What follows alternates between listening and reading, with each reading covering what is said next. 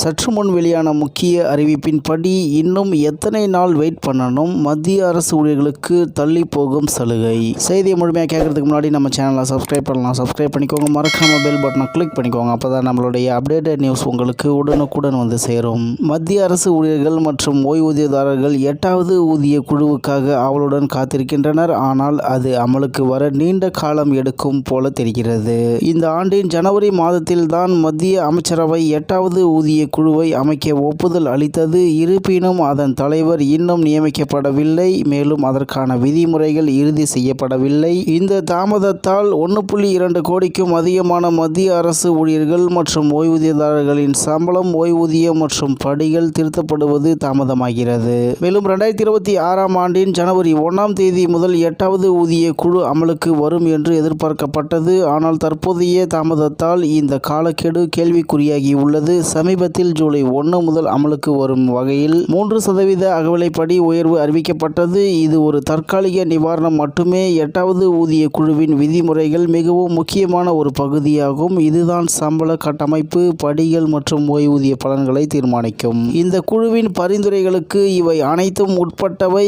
அந்த விதிமுறைகள் இறுதி செய்யப்படாமல் ஊதிய குழுவை முறையாக அமைக்க முடியாது. அதன் பணிகளையும் தொடங்க முடியாது. முந்தைய 7வது ஊதிய குழுவுடன் ஒப்பிடும்போது தற்போதைய தாமதம் தெளிவாக தெரிகிறது.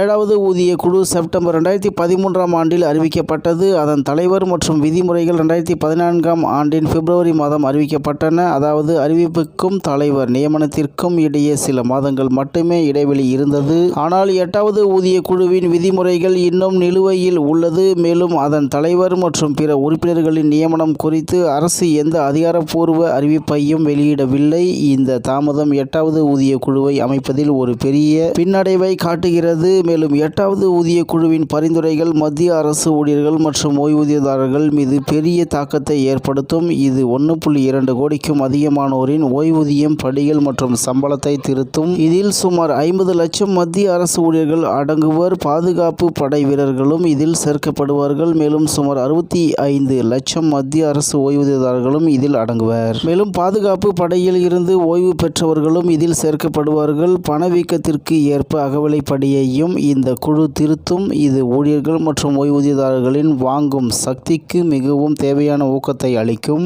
8வது ஊதிய குழுவை அமைப்பதில் உள்ள தாமதம் ஊழியர்கள் மற்றும் ஓய்வூதியதாரர்களின் எதிர்கால பலன்கள் குறித்து கவலைகளை எழுப்பியுள்ளது. முந்தைய ஊதிய குழுக்களின் காலக்கெடுவையும் அமலாக்கத்திற்கு ஆகும் காலத்தையும் கருத்தில் கொண்டு ஊதிய குழுவின் முழுமையான அமலாக்கத்திற்காக அரசு ஊழியர்கள் 2028ஆம் ஆண்டு வரை காத்திருக்க வேண்டியிருக்கலாம் என்று தகவல் வெளியாகி உள்ளது என்பது குறிப்பிடத்தக்கது.